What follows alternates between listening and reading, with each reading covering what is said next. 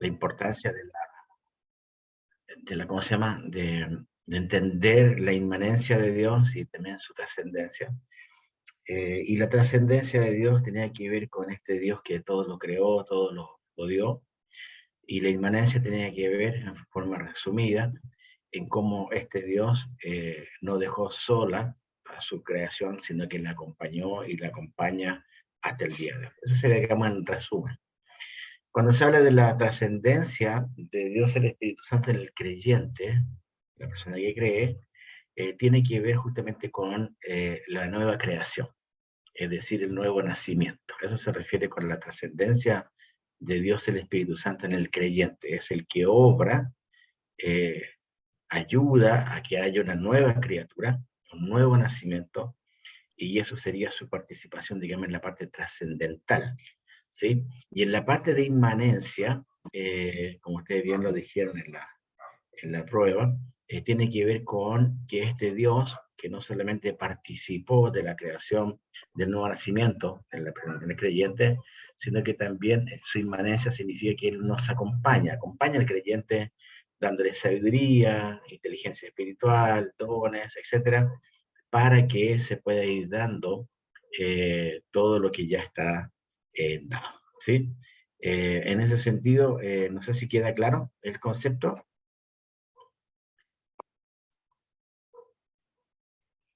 Se lo Sí, pastor. ¿sí? Se lo resumí en forma muy concisa, pero eso sería, digamos, la parte trascendente, la trascendencia de Dios, el Espíritu Santo en el creyente, participar en el nuevo nacimiento de una persona, ¿sí? Y su inmanencia sería entonces el hecho de que este Dios el Espíritu Santo, sigue acompañando al creyente de una manera total y completa hasta cuando llegue lo que nosotros vamos a ver mucho más adelante, lo que sería la santificación completa, íntegra, cuando ya estemos en la presencia de Dios, ¿cierto? Hoy día participamos de la santificación, somos llamados santos, apartados de parte de Dios, hemos sido nacidos de nuevo, sin embargo todavía estamos viviendo en este cuerpo de pecado. Por lo tanto, entendemos que hay una santificación que nos espera. Vamos a ver un poco más adelante en las clases que vienen, ¿sí? Bien, entonces, eso es lo que me quería que quedara muy claro para ustedes, ¿sí? La trascendencia del Dios del Espíritu Santo y la inmanencia de Dios el Espíritu Santo. Esto es muy importante porque va a llevar, cuando ustedes tengan que explicar esto, ya sea a sus iglesias, a la gente que ustedes están, van a poder explicar con mucha más claridad cuál es la labor fundamental del Espíritu Santo. Entonces, cuando hablamos que Dios el Espíritu Santo, por ejemplo, ordena, ayuda a que nuestras oraciones sean llevadas al Padre como olor grato. ¿Estamos hablando de trascendencia o estamos hablando de inmanencia? ¿Y por qué?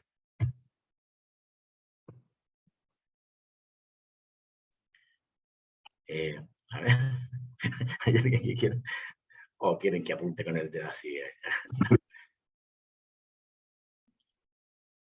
Cuando hablamos de que Dios, el Espíritu Santo, escucha nuestras oraciones y hablemos en chileno, las acomoda, las arregla para que puedan llegar bien a nuestro Dios, es el Padre. ¿Estamos hablando de trascendencia o inmanencia? Inmanencia. Bien, gracias, hermano Claudio. Estamos hablando de inmanencia, ¿cierto? Porque significa que este Dios que está acompañando a este nuevo creyente, obviamente que está participando de algo que es posterior a su salvación, ¿sí? Cuando el Espíritu Santo te convenció de pecado, de que realmente no eras la persona que vos creías que eras realmente ante Dios, y te dio esa convicción de pecado, ¿qué fue? ¿Algo trascendente o algo inmanente? Inmanente también. ¿Inmanente? Yo creo que es Trascendente. trascendente, pastor. ¿Por qué? Trascendencia. Porque él participó de ese proceso en el pecador. Bien, estamos de acuerdo con eso. Fue trascendente porque él participó. Acuérdense ustedes, vamos a ver ahora cuáles son las formas en que el Espíritu Santo participó. ¿Ya? Ok, vamos un poquito a ver todo esto. Yo les puse allá en su carpeta, o en su manual, en el punto 6, la participación en la obra salvífica. Porque lo coloqué, porque está en conjunto con la salvación de Dios Padre y Dios el Hijo, para que veamos el orden, ¿sí? El orden de todo este proceso, ¿sí? Para que no Pastor, nos ranqueemos. Sí, cuéntame. Pastor, hola, tengo una duda en relación a ese último punto. Usted dice de que el Espíritu Santo no nos haya, o sea, haya participado en ese sentir nuestro de que estábamos en pecado, ¿es trascendente? Claro. No es inmanente, No, porque no es yo entiendo, a lo inmanente. mejor me Bien, equivoqué, que todo bien. lo La que signifique inmanencia del Espíritu Santo, intervención, perdón, la inmanencia del Espíritu Santo arranca, perdón, comienza. ¿Cuándo? ¿Cuándo comienza la inmanencia en el creyente? Cuando empieza a habitar en nosotros, Bien. ¿Cuando somos salvos o Pues, cuando todavía no somos salvos? cuando somos salvos. Bien. Entonces, cuando somos no salvos, entonces todavía en ese proceso es que el Espíritu Santo empieza a actuar en nosotros, ¿cierto? Bien, como Dios, ¿cierto? ¿Qué es lo que Él hace? Vamos a adelantarnos un poquito, pero no importa. ¿Qué es lo que Él hace para que tú y yo pudiésemos ser hijos de Dios? ¿Qué hizo el Espíritu Santo? Nos convence convence. del pecado. Bien, lo que hace es convencer, es decir, Dios, el Espíritu Santo, convence a una persona que está, ¿qué cosa? Ante Dios. Apartada, muerta. Bien, una persona que está muerta, dice la Escritura, en de pecado, por lo tanto, vemos allá un poder espiritual totalmente distinto a cualquier otra persuasión, por así decirlo, ¿cierto? Una persuasión humana, etcétera. Acá vemos realmente un poder, el poder de convencimiento, de convencer a una persona no creyente para llegar a entender la obra de Cristo. Entonces, por eso es importante, hermana Daniela, ver que la obra de la trascendencia tiene que ver con justamente cuando la persona todavía está ya en ese proceso de no creer y hay alguien mayor a él, en este caso Dios el Espíritu Santo, convenciendo a esa persona.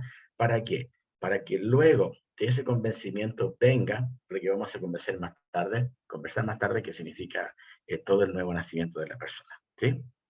¿Quedó más o gracias, menos Pastor. claro? Ok, Sí, bien. sí. Bien, veamos un poquito lo que significa salvación. Yo sé que lo que voy a decir que es medio básico, pero no importa, porque quiero colocar la base igual, ¿sí? La salvación entonces es la libertad, ese es el sentido riguroso de la palabra, la libertad, o también lo que algunos le llaman la emancipación, ¿sí? ¿De qué cosa? En este caso de nosotros los creyentes sería la emancipación o la libertad espiritual del dominio de algo que teníamos y que era del pecado y de la muerte, ¿sí? Ambas cosas obrando, que obraron desde Adán en adelante. Por lo tanto, para llegar a ser libres o ser emancipados de ese pecado y de esa muerte espiritual, es que tuvo que obrarse algo que se conoce como la redención, o como se conoce también como salvación, o puede tener también otro nombre, pero nosotros lo conocemos como salvación o redención, ¿sí? La salvación como libertad y emancipación. Si la redención tiene que ver más con la compra de alguien que está en el mercado, ustedes ya lo conocen, la compra de un esclavo, en este caso que hubiese sido esclavos del pecado, ¿sí? Y Cristo toma esa figura de él mismo venderse, por eso la idea de la compra, él se vende, por así decirlo, para que nosotros pudiéramos ser libres en él, ¿sí? Bueno, esta emancipación trae como consecuencia la vida eterna. Esa salvación, esa redención, esa libertad, esa emancipación trae como resultado dos cosas importantes. Primero es la vida eterna, ¿sí? Obviamente hablamos ya del perdón de pecados, lo cual actúa en nuestro gozo, ¿cierto? Ya no somos aquellos que estamos con el peso del pecado, al contrario, estamos libres del pecado, y también nos trae como una consecuencia la vida eterna, ¿sí? Es decir, para llegar a entender la salvación, no tengo que comenzar con los resultados de la salvación, tengo que comenzar con el origen, ¿sí? Bien, ¿cuál es el origen de la salvación? No los resultados de la salvación son el borrar los pecados y la vida eterna. ¿Cuál es el origen de la salvación? El origen de la salvación está Sí. Arrepentimiento. En la misericordia de Dios. ¿Ya? Bien. ¿Para qué?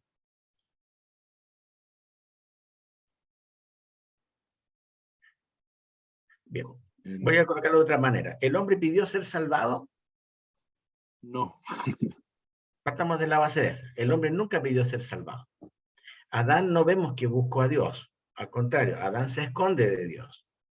Lo que hace que entonces que el origen de nuestra salvación no esté nunca basado en el hombre. Por eso que es muy importante entenderlo cuando evangelizamos, porque la gente siempre va a encontrar algo de bueno en el otro o algo de malo en el otro, ¿sí? Un hombre hace muchos años atrás, se llamó Pelagio, y dentro de sus posturas doctrinales, él pensaba que el hombre todavía tenía algo de bueno, ¿sí? Bueno, es diferente tener algo de bueno moralmente que tener algo de bueno espiritualmente. ¿Ven la diferencia, verdad? Bien, Sí. espiritualmente no hay ni uno bueno, ni uno solo, esto dice la Escritura. Moralmente sí, vamos a encontrar diferencias. ¿Por qué? Porque esa caída, digamos, de Edén, en algunos trajo una consecuencia muy dramática, fue obviamente la pérdida de todo lo que significó esa sensibilidad espiritual, pero ustedes ven, por ejemplo, la diferencia que hay entre el pecado de Adán y el pecado de Abel. ¿Cuál es la gran diferencia entre el pecado de Adán y el pecado de Abel?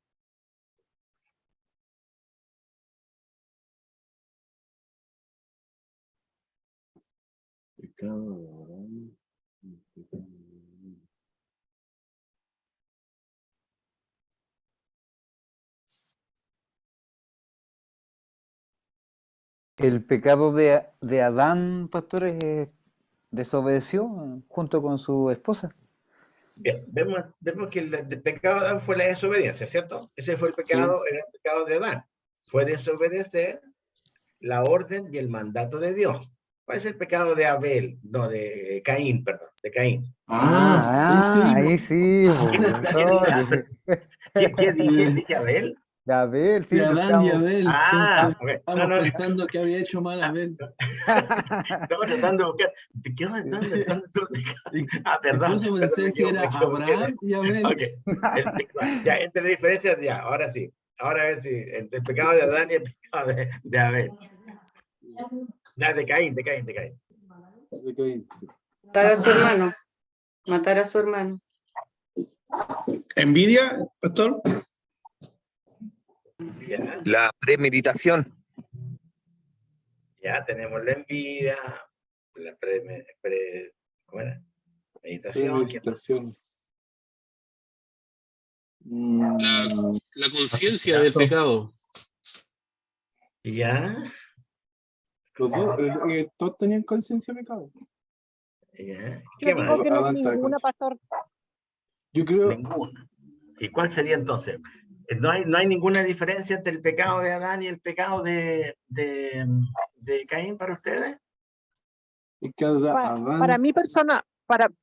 Para mí personalmente no, o sea, obviamente dentro de lo moral sí existe diferencia. O sea, es que ambos desobedecieron, la verdad. Entonces el pecado sería la desobediencia, y tampoco hay pecado grande, pecado chico. Entonces, no, para mí no, o sea, una opinión muy personal, no habría diferencia entre uno y el otro ante Dios. Podría ser. A ver, Cristian y Johnny. Vamos con Cristian después. Yo veo la diferencia puede ser la condición de la persona, porque Adán lo hizo en una condición en que él no estaba caído en el pecado, y Caín sí ya estaba caído en el pecado, y había una promesa de salvación que quizás que él la rechaza, o no, algo así. Ya, bien, puede ser, creo que por ahí podríamos ir viéndolo. Johnny y Víctor. Podría ser que Caín se tomó la atribución de tomar la vida de su hermano y eso es algo, y dictaminar la muerte del hermano así como en un arranque de ira, y eso es algo que solo puede estar en las manos de Dios. A ver, ya, voy a interpretar lo que estás diciendo, voy a colocarlo en mis palabras y tú me dices si estoy en lo correcto o no. Lo que entiendo de lo que quiero entender de mi hermano Johnny, que ahora entró algo nuevo dentro del pecado de Caín. Él dice, él se atribuyó, ¿qué cosa dijiste recién? La vida. Tomar la vida de su Bien, hermano. entonces, ¿cuál es la gran diferencia que hay entre el pecado de Adán y el pecado de Caín, y de ahí sucesivamente?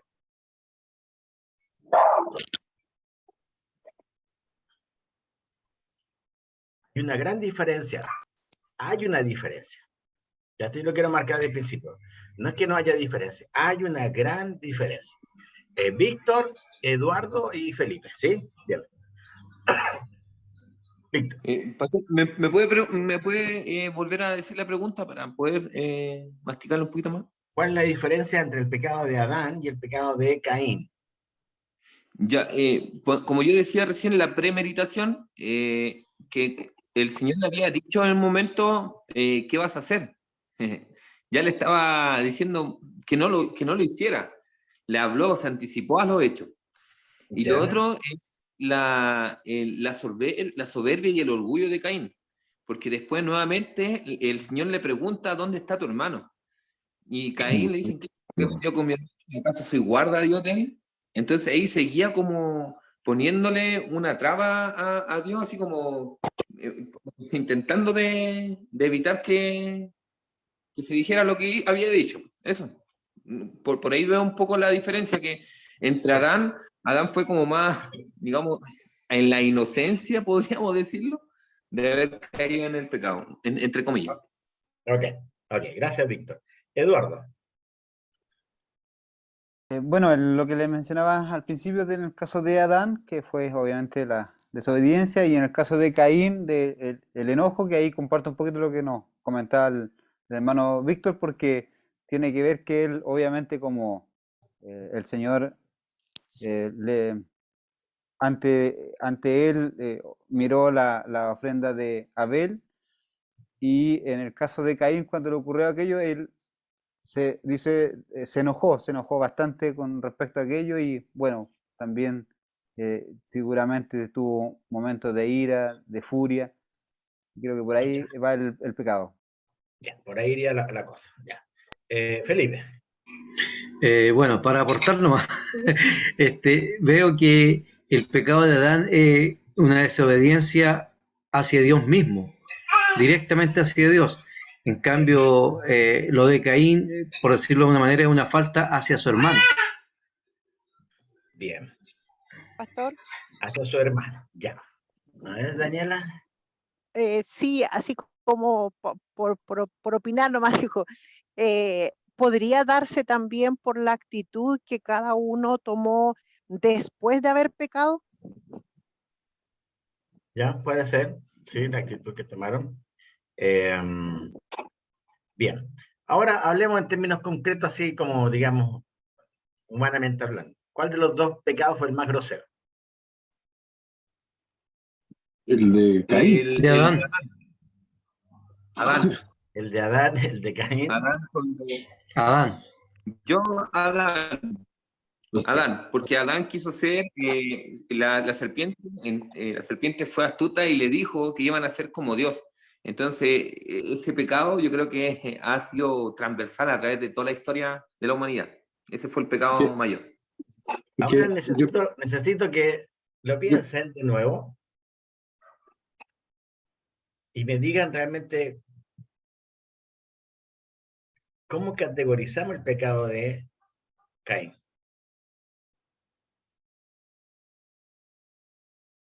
Bueno, primero dijo humanamente hablando, y cuando hablamos de humanos y de ver cómo categorizamos nosotros el pecado, la desobediencia en sí es solamente es una falta, por decirlo de alguna forma. En cambio, un homicidio o matar al hermano, bueno, hasta un tiempo atrás era se pagaba incluso con una pena de muerte. Entonces es como el máximo estándar de castigo que uno puede tener, humanamente hablando. Bien. Bien. Por lo Bien. mismo yo decía que en términos de grosero, mucho más grosero el pecado de Caín, porque fue violento, fue un delito. En cambio, si uno mira el pecado de Adán, que es muy trascendente, muy importante, el más importante de todos los pecados, pero fue comer una manzana y que implicaba desobedecer. Es casi como de un niño, pero es como... Bien. Okay. Bien. Ahora les quiero llevar a otro punto, a otro plano. Lo de Caín. ¿Fue un pecado o fue la consecuencia del pecado original? Fue la consecuencia. ¿Lo de Caín? Consecuencia, totalmente. Consecuencia. Yo creo que es un ahí, pecado de la consecuencia del pecado. Bien, quería un poco llevar, y quería ver si Johnny lo iba a colocar en un plano un poquito más profundo, cuando hablaste de que él tomó algo que hasta ese momento nadie había tomado, ¿cierto? Hasta ese momento nadie había hecho nada contra el otro. Nada. Era primera vez en la historia de la humanidad que alguien actuó en base a hacer algo en contra de otro. Vemos, por ejemplo, en el caso, uno puede empezar a hilar fino y colocar, bueno, que lo de Adán y Eva, entre ellos hubo todo esto, y ya hablamos al principio de esta clase, creo, que mencionamos claramente, no creo que no fue en esta materia, fue en otra clase. Hablamos sobre la importancia de entender que Adán y Eva estaban en un estado bastante de inocencia hasta cuando pecan. Entonces nunca podemos decir, es que Eva no se sometió al esposo, porque resulta que Eva ya tenía pensamientos de emancipación, de quería ser libre del esposo. No podemos decir eso porque estaba el pecado, recién comenzó. ¿Cuándo? ¿Cuándo empieza el pecado? Sí, la desobediencia de Adán al Padre, pero a Dios, pero ¿cuándo comienza el pecado? Cuando cuando empezó a codiciar el fruto, ¿no? Cuando vio deseable todo aquello que le estaba ofreciendo Satanás. Bueno, pero eso sería tentación. Sí, no es pecado. No es pecado. Todavía no hay pecado. Pero deseó ser igual a Dios.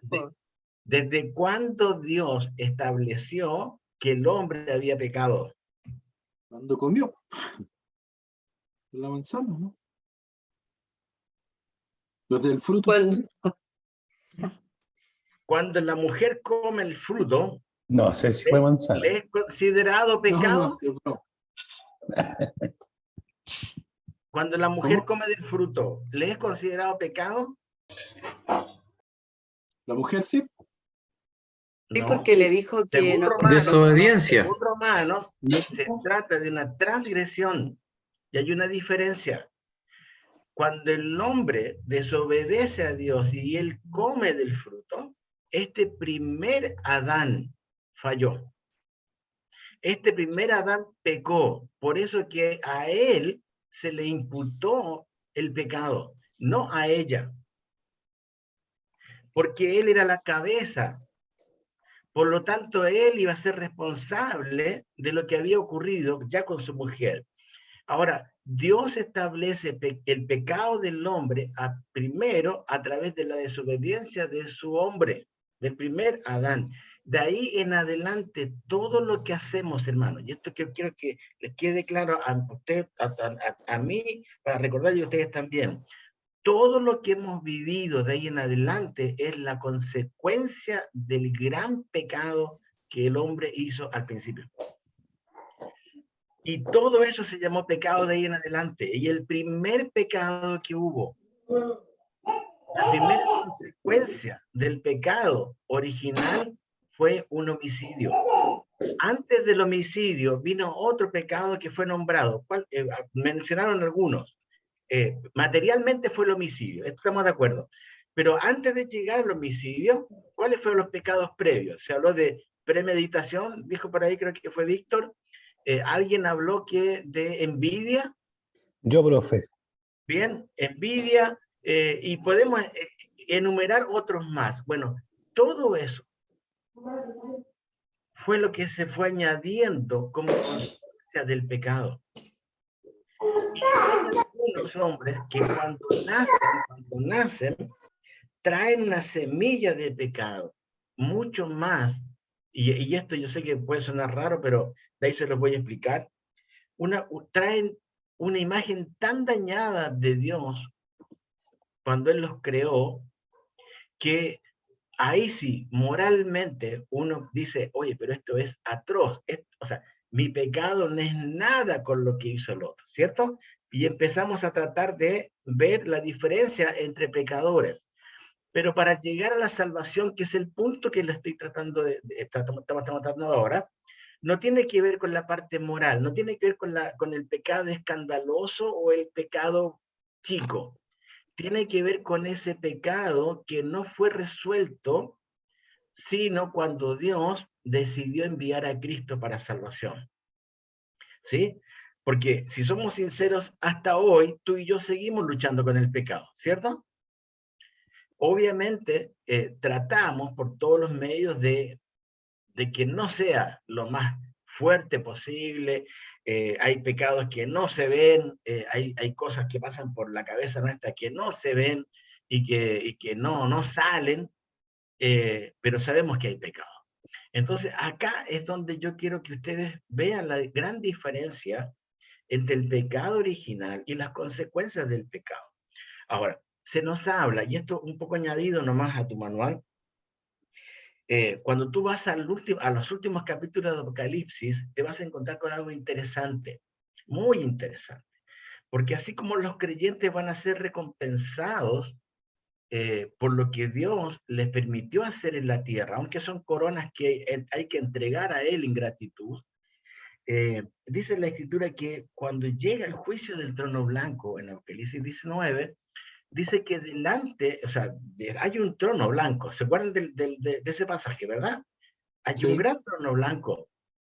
Y dice que delante de este trono hay chicos y grandes. Hablando también de niños y de gente adulta, ¿sí? Y dice algo que me parece muy interesante. Dice que son juzgados según sus obras. Ahora, la gran inquietud que a mí me vino cuando yo leí este pasaje era, pero si ya están condenados.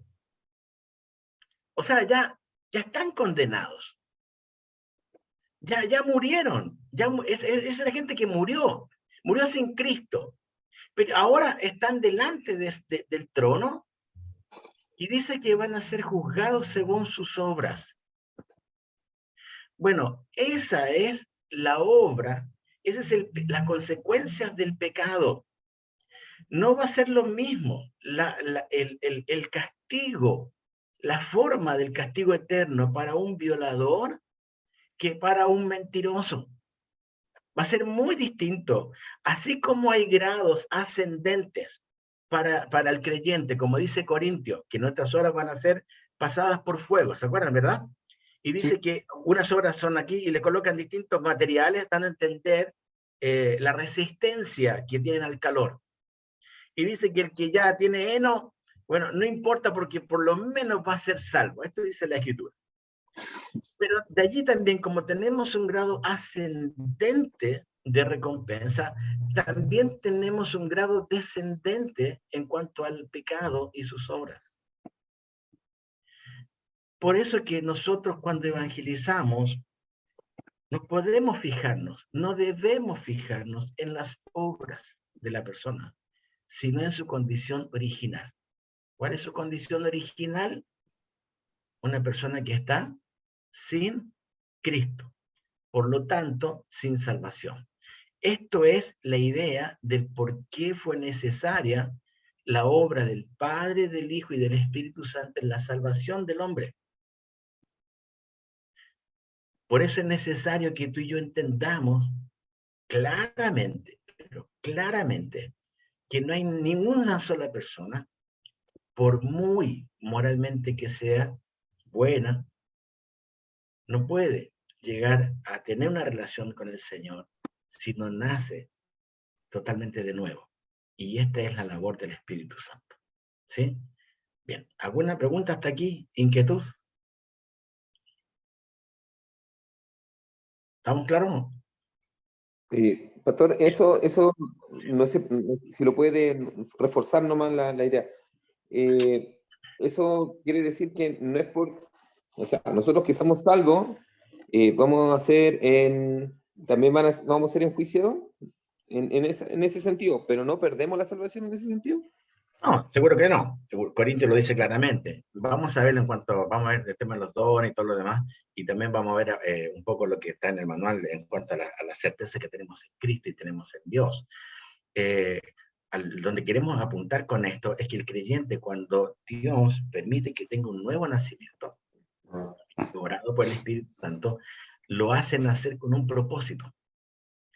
Y el propósito nunca es para sí mismo. El propósito es para adorar a Dios y para servir a la iglesia con los dones que el Espíritu Santo empezó a dotar a su iglesia a través o cuando fue la salvación. Entonces, sí vamos a pasar por un tribunal. Hay una diferencia entre pasar por un tribunal calificatorio en cuanto a lo que uno ha hecho, que pasar por un tribunal ya de condenación, que es lo que hablamos de Apocalipsis capítulo 19, que es algo totalmente ya de juicio, totalmente de juicio. Pero, ¿por qué se nos dice esto? Porque tú lees, por ejemplo, Mateo. Mateo dice que Jesús vendrá por los suyos y pagará a cada uno conforme a sus obras. Ahora, una vez más, la salvación sabemos que es por gracia, pero obviamente tenemos una vida entera para vivir esa gracia honrando a nuestro Señor, y eso es contado por una buena obra o una mala obra según sea lo que hicimos.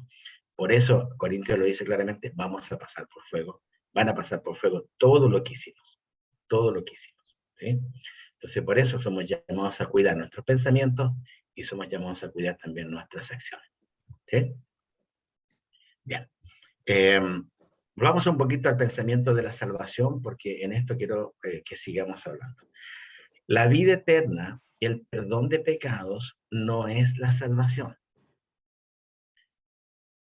Y yo sé que ya algunos me decían, ya está, el pastor está en otro. La vida eterna, el perdón de los pecados y la vida eterna son el resultado de la salvación. ¿Se entiende? Dios nos regala la vida eterna. Si yo evangelizo a una persona y le digo, oye, ¿a ti te gustaría estar en el cielo por la eternidad? Probablemente, no digo que sea así, probablemente una persona aquí diría. Por supuesto. Diría, claro, Amén. o sea, si yo le coloco el infierno y el cielo, y le digo en el infierno todo se pierde, y en el cielo están todos los creyentes, ¿te gustaría ir al cielo? Sería como la respuesta lógica. La respuesta lógica sería, no, entonces yo me quiero ir al cielo. La vida eterna, hermanos, es la consecuencia, es un regalo dado a través de la salvación. Pero lo que más debe importarnos es la salvación en sí. Porque déjenme decir algo que puede sonar como extraño a sus oídos. Si Dios me salvara, ya, nos salvara, y diría, bueno, esta salvación les va a durar ya 1000 años, y de ahí ya todo se acaba. No es lo que dice la Escritura, sino simplemente estoy colocando como un ejemplo. Yo diría que, bueno, por lo menos dura 1000 años. entonces voy a estar luchando, como luchan muchas sectas falsas, para lograr algo. No solamente la salvación, sino el beneficio de la salvación. Entonces, los beneficios de la salvación son la vida eterna, por eso Cristo habla de esto, la vida eterna y, obviamente, el estar siendo perdonado. Entonces, esto va de la mano. Salvación trae como consecuencia, naturalmente, Dios me perdona de mis pecados, por eso que me liberta, y puedo ya no sentir esa carga. Y segunda cosa, otra, a la par, Él nos regala una vida eterna junto a Él. Entonces, cuando nosotros evangelizamos correctamente a la gente, la predicación de Cristo siempre fue un llamado al arrepentimiento. No solamente a ofrecer, lo que Él ofrece es una vida nueva. ¿Sí? Esa consecuencia para nosotros significó vida eterna. Por eso la salvación es algo eterno. Entonces Jesús trae y proclama eso. Pero ¿qué proclamó también? Proclamó que al ser salvos, nuestra tarea tenía que ser como la de él. ¿Cuál fue su tarea? Su tarea fue venir, predicar, enseñar, sanar. Esto fue lo que hizo en su ministerio. Y colocó como ejemplo su servicio. ¿Cierto? Yo no he venido a servir, sino que vengo para... no vengo a ser servido, sino que vengo a servir. Y eso esperaba también de sus propios discípulos. Vengo y entrego mi vida. Entonces, la salvación está ligada totalmente a algo nuevo que se nos abre más tarde en la Escritura, que es el nuevo nacimiento. La salvación tiene como requisito esencial para poder entrar en el reino de Dios, tiene como requisito nacer de nuevo. Y aquí es donde entra en esta expresión, entra lo que nosotros entendemos cuál es la labor entonces de cada una de las personas de la Trinidad en cuanto a la salvación. Si tienes tu manual ahí a la mano, yo te ruego que vayas y veas donde dice visión panorámica de la salvación. ¿Sí? ¿Encontraste? Si no le importa, yo te lo voy a leer. Pero dentro de tu manual, en el punto A, hay una visión panorámica de la salvación. Hay un pasado, un presente y un futuro. Página 6. ¿Sí? Eso lo hace el Padre, lo hace el Hijo y lo hace el Espíritu Santo. Esta es la obra de la salvación. Como se dijo el otro día, alguien de ustedes dijo de forma muy acertada, no podemos orar en gratitud a Dios el Espíritu Santo por haber muerto por nosotros en la cruz. Porque quien muere en la cruz y quien entrega su vida en la cruz fue Dios, el Hijo. Como tampoco podemos decir gracias, damos gracias al Padre porque Él murió por nosotros en la cruz. Tampoco sería porque cada uno tuvo una parte distinta dentro de la salvación. Si bien es cierto, son 3 personas, 3 en 1, por así decirlo, ¿sí?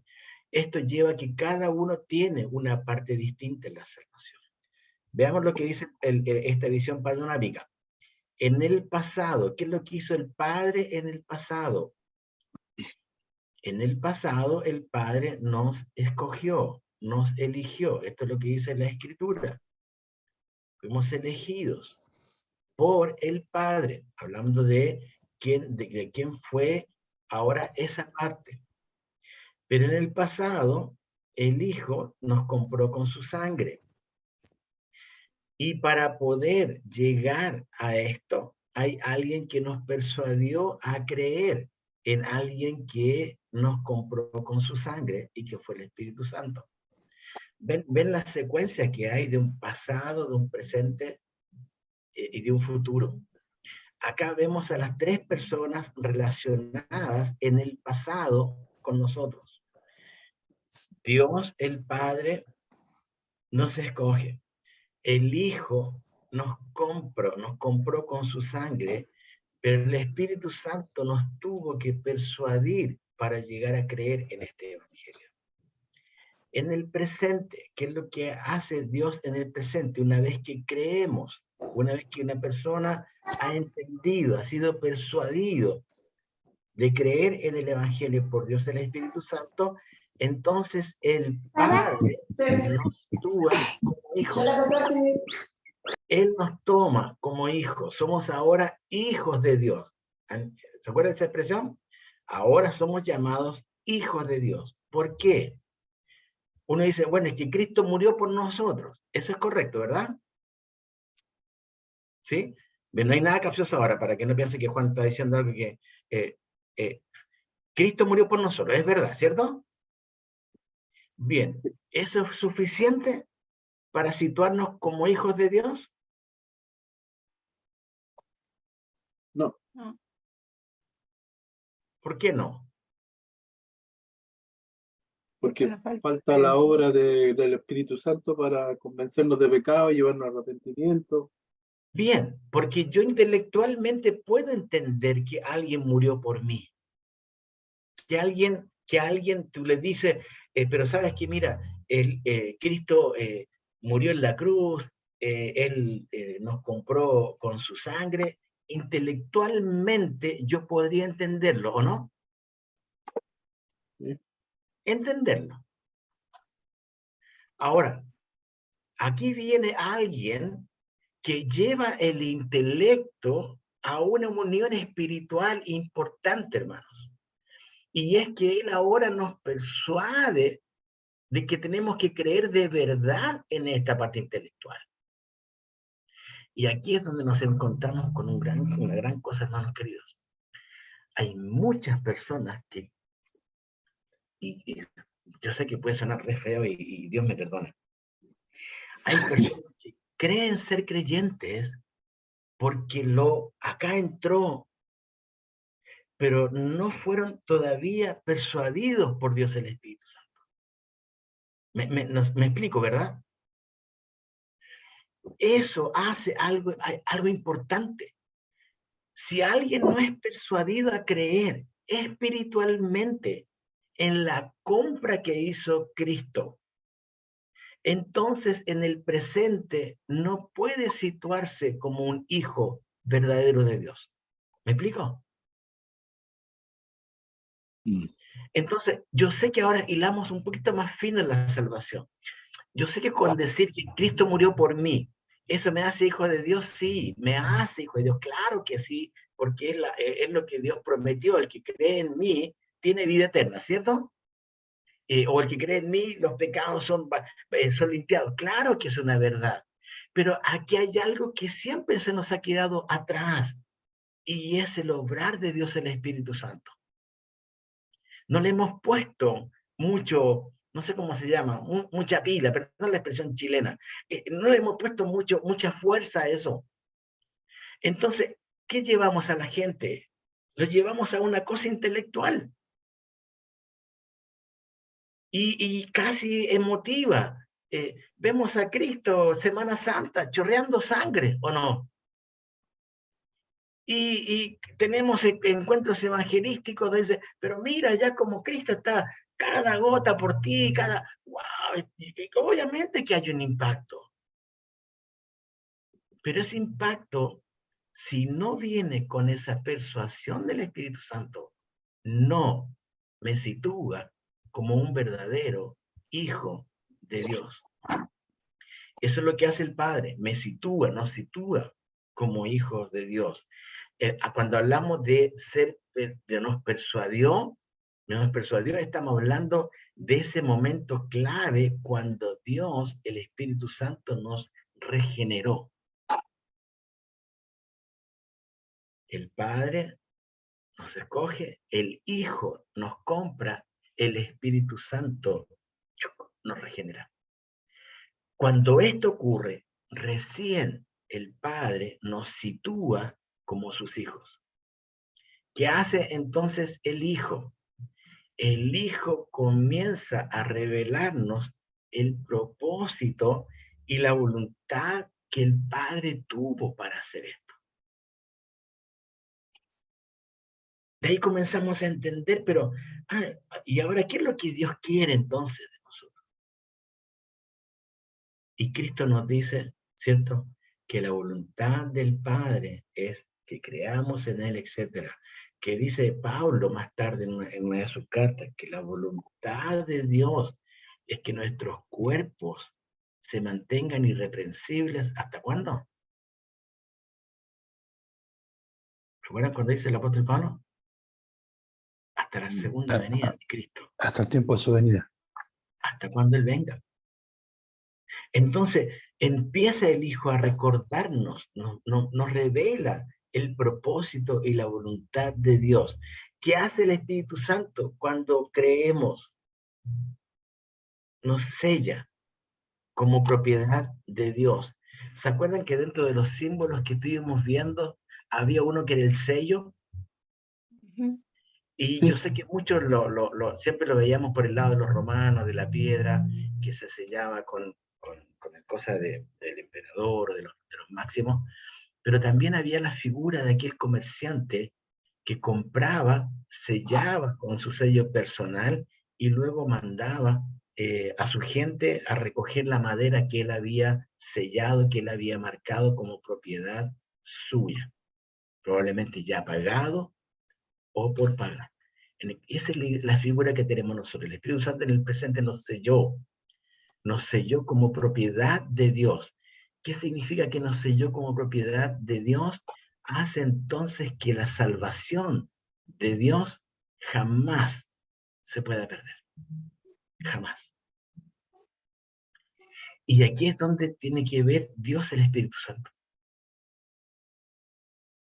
Él nos persuade, Él nos regenera y Él nos sella como propiedad de Dios, diciendo, nunca más deja de ser de Dios.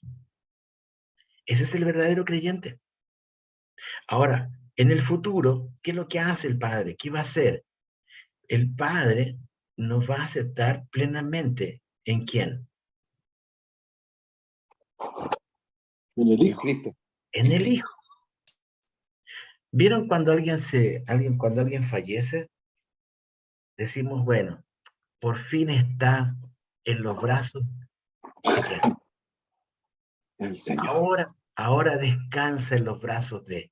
¿Por qué decimos eso? Ahora descansa.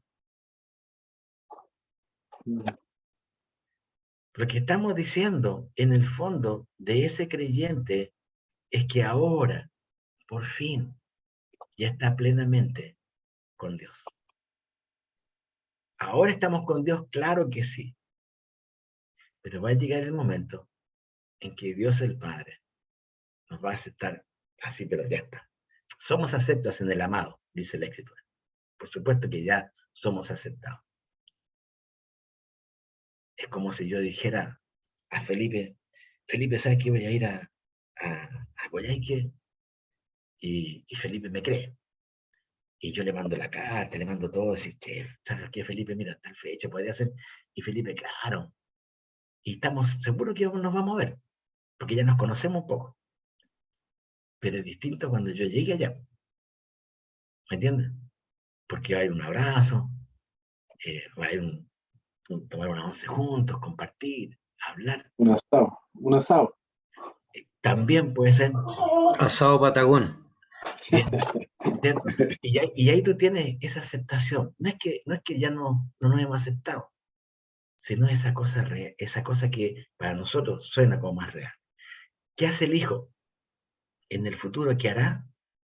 Bueno, ahí seremos lo que dice la Escritura, su herencia. ¿Se acuerdan cuando él habla con sus discípulos y les dice, ustedes van a juzgar a las 12 tribus de Israel? ¿Por qué? Porque ustedes son mi herencia. Somos coherederos. Y sabemos que hoy, decimos, pero coherederos de qué, si yo no tengo ninguna cuestión aquí en la tierra, decimos, ¿cierto? Pero llega un momento, hablamos de ser coherederos de su gracia. Eso va a ser en el futuro. ¿Y qué hace Dios el Espíritu Santo en el futuro? ¿Qué hará? Allá está, nos va a reclamar como ya una posesión definitiva. Regeneré, va a decir Dios el Espíritu Santo. Regeneré a los que creyeron, los sellé para que estuvieran seguros de su salvación, y ahora, en el futuro, esto es de Dios. Entrega. Esa es la santificación completa. Es el Espíritu Santo entregando y ahora haciendo que el creyente viva la santificación completa. Todo esto que tú ves en ese cuadro, que parece muy simple, es muy complejo y nos muestra desde el principio hasta el fin lo que ocurre. En el pasado, el Padre nos elige, el Hijo nos compró, el Espíritu Santo nos persuadió y nos regeneró. Eso nos hizo que en el presente Dios nos tomara, nos situara como hijos, que el Hijo revelara la voluntad del Padre y el propósito del Padre para nosotros. En ese mismo momento el Espíritu Santo nos sella como propiedad de Dios, diciendo no hay vuelta atrás. ¿Para qué? Para esperar en el futuro que Dios nos tome y nos deje entrar al cielo. Esto es lo que decimos a la gente, ¿cierto? Dios dejándonos entrar en el cielo, siendo herencia de Cristo y teniendo una posesión a través del Espíritu Santo que jamás se va a perder. ¿Sí? Bien. ¿Alguna pregunta hasta aquí?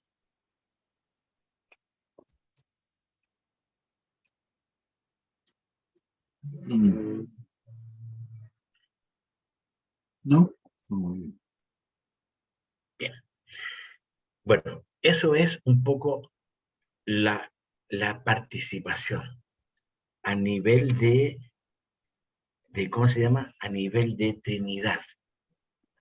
La obra de uno, la obra del otro y la obra del otro. Por eso, hermanos, cuando nosotros hablamos de salvación, para poder explicarla correctamente, no podemos dejar a Dios el Espíritu Santo fuera. ¿Me entienden? Y yo sé que por un tema a veces de practicidad, o como queramos llamarle, no lo mencionamos demasiado, ¿cierto? Claro, como tomamos pasaje, por ejemplo, Juan 3:16. Juan 3:16, ¿cuántas personas de la Trinidad son nombradas? 2. A ver, ¿qué dice Juan 3:16? Los que se lo saben de memoria. Porque de tal manera amó Dios al mundo que dio su único Hijo unigénito, para que todo aquel que en él cree no se pierda, mas tenga vida eterna. Bien. ¿Cuántas personas hay ahí en Juan 3:16? 2. ¿No? 2, el Hijo y el Padre. El Hijo y el Padre. ¿Cuántas hay enunciadas en el versículo, en ese versículo? Enunciado. ¿Cuántas son mencionadas así como con nombres? 2. Pero hay 3 ¿Pero cuántas hay? mencionadas, 2. pero son 3. Hay 2 mencionadas, Sí, 2. pero la Trinidad está adentro. ¿Sí? ¿Dónde está el Espíritu Santo en Juan 3:16, hermano? En Dios. Convenciendo para que todo aquel que en él cree, Fíjense, ahí está. en la acción de Mira. convencer. Dentro de la persuasión, dentro del accionar del Espíritu Santo está que tú y yo creamos, ¿o no? Ahora, porque de tal manera amó Dios al mundo que ha dado a su Hijo unigénito, para que todo aquel que en él cree, en esa expresión, para todo aquel que en él cree, ¿quién está involucrado, hermanos? Según lo que hemos visto. El Espíritu Santo. El Espíritu Santo. Está involucrado Dios el Espíritu Santo, no está ahí enunciado, no está mencionado como para que todo aquel que se deja persuadir por el Espíritu Santo crea. No, esto lo sabemos, ¿no?, cuando nos metemos en la Escritura. Exacto. Ese es el punto. Por eso cuando nosotros tomamos pasajes tan clásicos como estos, tú como estudiante de la Escritura, y yo también, debo ir más abajo y ver lo que no se ve, pero que está. El creer, la obra. Cuando Cristo habla, y quiero terminar con esto, y vamos a dejarlo para la próxima semana, para la próxima clase, ya hilando un poco más fino sobre Dios, el Espíritu Santo, ¿sí?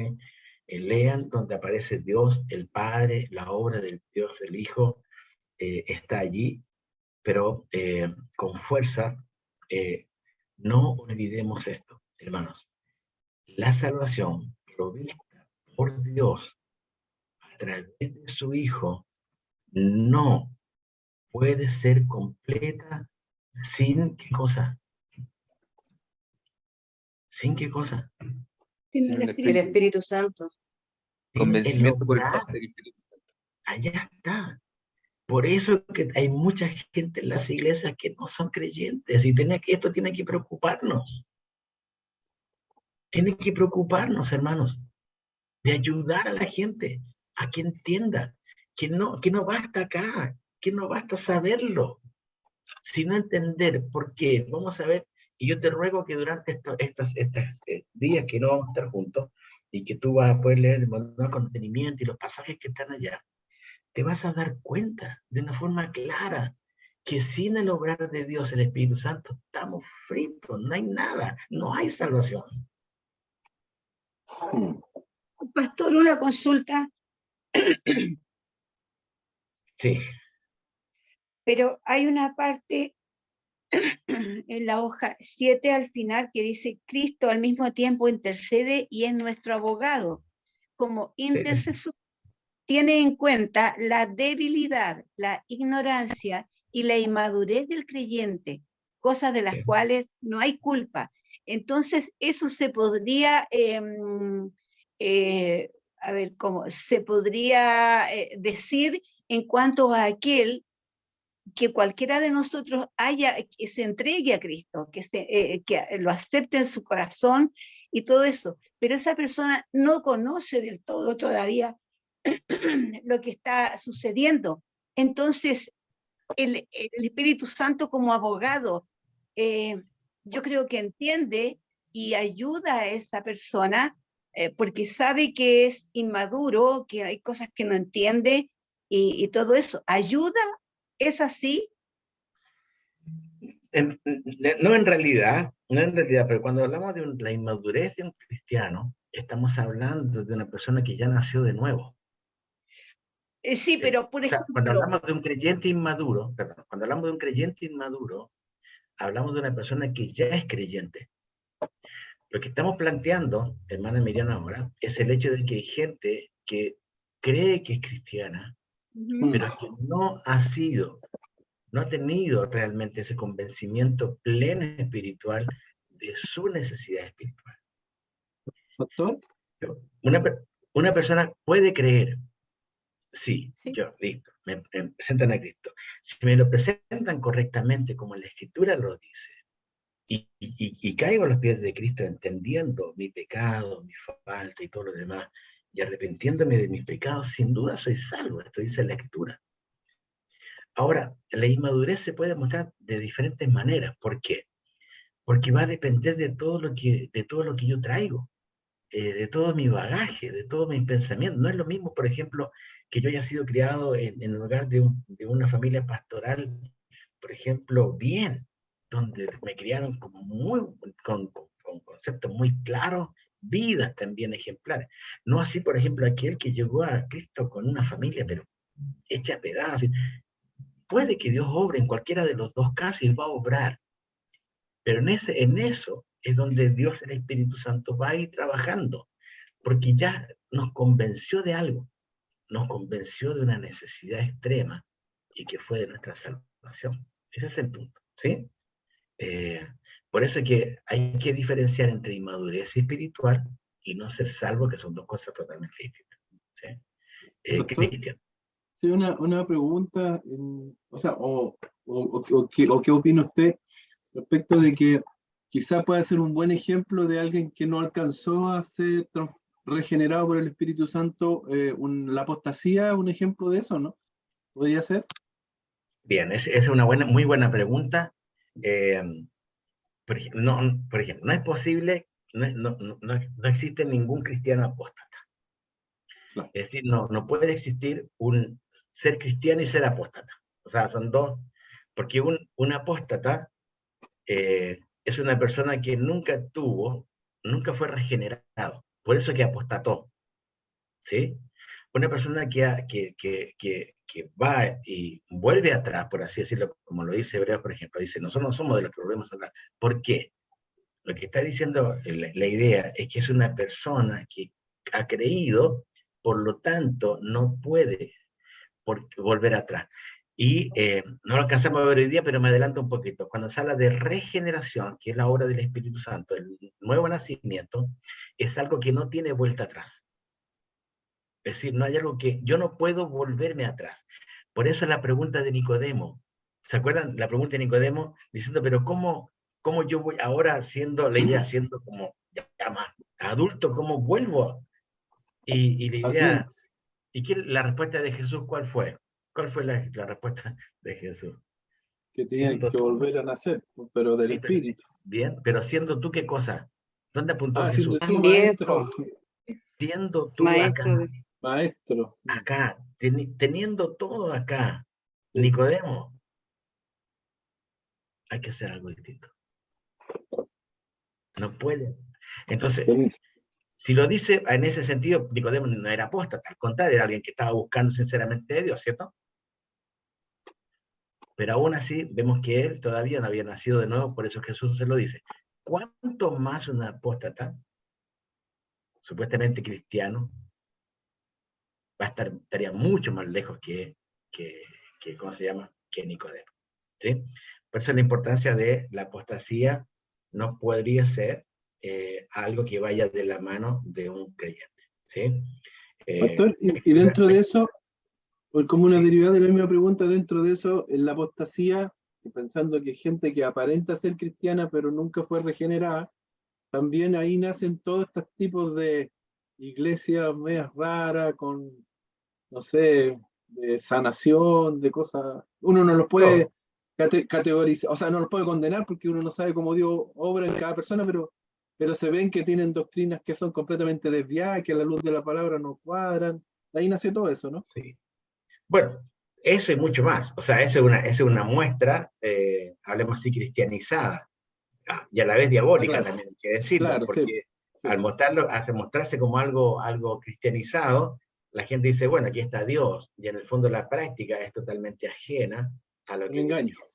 Por eso que este cuadro que ustedes tienen allí es tan claro, porque les lleva a que, miren, cuando ustedes miran el cuadro y van a la parte de la persuasión del Espíritu Santo, van a la primera parte del presente del Padre y les dice allí que ahí es donde Él nos sitúa como hijos. ¿Cuándo somos situados como hijos? No antes de la regeneración. Claro. Y después de ser hijos, no podemos dejar de ser hijos. Por eso que Cristo se empieza a revelar el propósito del Padre, lo que el Padre quiere, la voluntad del Padre para nosotros. ¿Y qué es lo que hace el Espíritu Santo? Inmediatamente sella la propiedad de Dios. ¿Para qué? Para que nadie más llegue a comprarla. De ahí está, hermanos, la importancia de enseñar bien a nuestra gente. ¿Me entienden? Y ayudar a nuestra gente. Todo lo que hoy día nosotros conocemos como pecado, es pecado, ¿verdad? Pero en realidad es la consecuencia del gran pecado original. Cuando pregunté, ¿cuál fue el pecado más fuerte? No humanamente hablando, sino divinamente, bajo los ojos de Dios, obviamente que fue la desobediencia. Porque la desobediencia trajo como consecuencia todos los pecados que nosotros vemos hoy día. Imaginables y no imaginables. Víctor, ¿tienes la mano levantada? Sí, Tengo dos preguntas. ¿Cómo yo sé qué persona ha sido salva? Primero, ¿cuáles son las características y cuáles son las diferencias entre una persona que no ha recibido la salvación y una persona inmadura? Esa es la pregunta que tengo. Pero, a ver, ¿cuál sería la pregunta concreta? A ver, para entenderla. La pregunta concreta es, ¿cómo identifico yo a un hermano o una persona, un hermano, en cierta forma, que no ha recibido o no ha sido salvo o regenerado?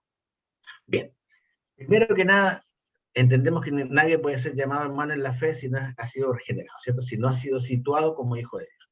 Eso tenemos que tenerlo re claro. Aquí es donde mi sentimiento, mi pensamiento, mi percepción, mi querer quedan de lado y debo tomar el querer, la voluntad y el designio de Dios, ¿cierto? Bien. ¿Cómo sabemos entonces que una persona ha sido realmente creyente? ¿Cómo sabemos que una persona es creyente? Por sus frutos. Por su fruto. Bien, uno sería su fruto, ¿cierto? Ahora, cuando los 12 caminaban con Jesús, y Jesús en la cena pascual habla sobre lo que iba a pasar y que alguien le iba a entregar. ¿Por qué nadie apuntó a Judas? Porque se camufló. Es que a eso es lo que voy, porque hay muchos cristianos entonces, que mejor hacen. Bien, ¿cierto? entonces hay dos cosas distintas. Una cosa es ser justamente eso, camuflarse como, y la otra cosa es ser un maduro espiritual. Son dos cosas distintas. Cuando uno está discipulando a la gente, el que discipula se va dando cuenta a quién tiene al lado cuando camina con él. No te estoy hablando de un curso de discipulado, estoy hablando de discipular. ¿Sí? Sí. Bien. Cuando hablamos de discipular, hablamos de caminar junto a una persona. Sí. Y esa persona, cuando está recién creyente, está recién creyendo, obviamente que va a ser una persona, ¿cómo se llama? ¿Cómo es la palabra que usamos recién? Se me fue. Va a ser débil, ¿Inmaduro? inmaduro, de repente va a salir con una, como decimos en Chile, va a salir con una empanada que no vamos a entender, y algo así como que, pero lo entendemos. ¿Por qué? Porque decimos, sí, pues está bien, está recién creyendo. Y luego vamos a acompañar a él. ¿Cómo sabemos que esa persona pasa de ser ignorante, inmaduro, a querer dar pasos de cambio? La figura del nuevo nacimiento que Jesús presenta, hermano, es tan clara, es tan obvia, que Pedro después también, Dios, el Espíritu Santo nos ayuda con Pedro al hablar de la leche espiritual no adulterada. ¿Se acuerdan? Bien, ¿por qué hace eso? Porque el nuevo nacimiento te muestra que es imposible que una persona que recién cree que es situado como hijo de Dios, inmediatamente sea maduro. No conozco a nadie que se convirtió, que Dios le dio salvación y que esa persona inmediatamente fue la persona más madura de la congregación. No, obviamente que no, porque es el caminar con Cristo. Es lo que le pasó a Jesús con sus discípulos. ¿Cuáles eran los primeros pasos inmaduros de algunos de los discípulos? Un ejemplo les pongo solamente. Jesús iba a entrar a tal parte, no lo recibieron. Se enojaron los discípulos.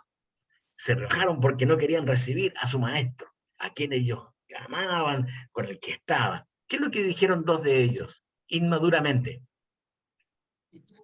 Que descienda fuego del cielo y sean consumidos. Listo.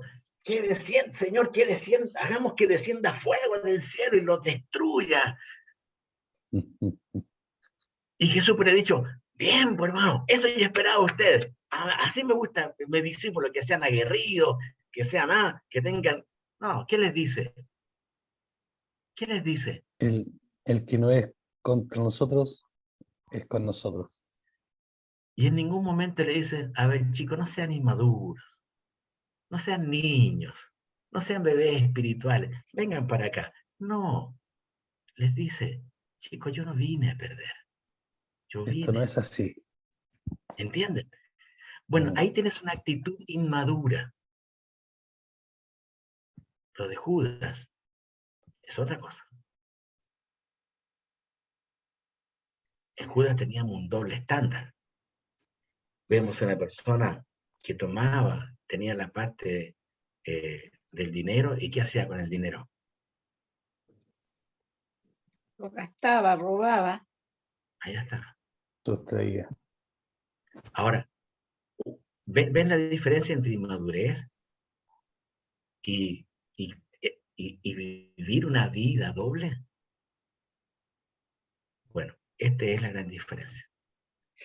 Así Además, pastor, creo que es insostenible en el tiempo tratar de llevar una doble vida, por ejemplo. Entonces uno se va dando cuenta en esas inconsistencias. Así como usted dice que si bien es cierto, uno cuando conoce al Señor no madura de una vez, porque el bebé va creciendo, ¿cierto? De igual forma es imposible que alguien a través del tiempo quede inmaduro siempre, o como guagua, por decirlo. Entonces, es inconsistente en el tiempo que no haya cambios en su vida, no haya mejorías en su andar, sí. al igual Pues, que... sí. No sé si me hago entender. Sí. Sí. Es lo que esperarían ustedes, ¿cómo se llama? Ustedes, ¿cierto? Los que, por ejemplo, tienen un hijo. ¿Qué es lo que esperan ustedes naturalmente? Que un hijo crezca, vaya creciendo de acuerdo al proceso.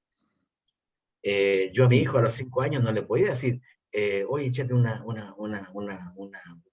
saco de papa al hombro, porque obviamente que no podía. Hoy ya tiene 16, tiene mi porte más o menos, sí, probablemente ya le podría, ¿me entiendes? Cargar algo así. Es normal, pero por eso es importante. La escritura habla en Tesalonicenses de hay que alentar a los hermanos, los que son débiles, a esto y amonestar a los ociosos. Todo este tipo de gente la vamos a encontrar, son creyentes. Pero una cosa es creyentes débiles, inmaduros, a gente que cree ser creyente y no lo es. ¿Sí? Cuando uno va, por ejemplo, y toma el ejemplo de Pedro, y dice, cuando Pedro habla de la leche no adulterada, dice, como niños recién nacidos, deseen como niños recién nacidos la leche espiritual pura, para que por ella crezcáis para salvación. Esta es la idea que pone Dios, para que crezcan esta salvación. ¿Sí? Bien.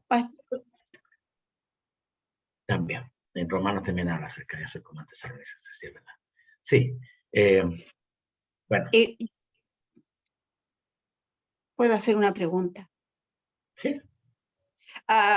Es que a raíz de todo esto, ya, del creyente, no creyente, y cómo se va viendo, de la madurez, etcétera, ¿y qué podemos decir cuando nosotros hacemos clase de a los niños? Hablemos específicamente, a ver, niños, bueno, los chiquitos van aprendiendo de a poco, pero cuando ya llega la edad de 12, 14 años, que ya están con un poco más de conciencia y manifiestan ellos cambiar, entregar su vida al Señor, ¿qué cuidados tenemos que tener al respecto?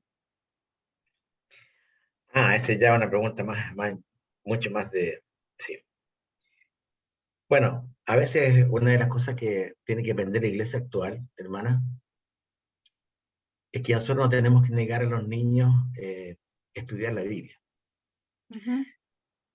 Y perdonen si digo algo que les pueda ser como ofensivo, pero hay una gran diferencia entre contar historietas bíblicas que contar la historia de la Biblia. La historia de la Biblia tiene una sola persona, que es Jesús. Los niños cuando se les cuentan las historietas bíblicas, la historia bíblica como historietas, el niño que escucha por tercera vez la historia de Sansón, ¿qué es lo que dice? ¿Qué es lo que Que dice? ¿Cuál es su a ellos les ¿Cuál es su gustaría comentario? Sansón. Sí, pero aquí ya le escuchó 2 o 3 veces la misma historia. ¿Qué es lo que dice? Esta historia ya me la sé. Esta historia ya me la sé, ya. Este cuento ya lo vi. Porque me la contaron cuando yo estaba aquí, cuando estaba acá, cuando estaba allá. Claro, porque contamos la historieta, pero no contamos la historia. Y cuando tú vas, por ejemplo, ya creo que lo hemos visto, bueno, acá creo que está, cuando hablamos de Jonás, por ejemplo, creo que, no sé si dice este ejercicio con ustedes, pero cuando tú dices Jonás, ¿qué te viene a la mente? Le preguntas a los niños, o a los jóvenes, o a los adultos. Bueno, ¿qué le viene a la mente cuando uno dice Jonás? El pez. El gran pez. El pez, el gran pez, ¿qué más viene a la mente? A ver, La desobediencia de Jonás. la desobediencia de Jonás. A ver, Eliseo, ¿qué te viene a la mente?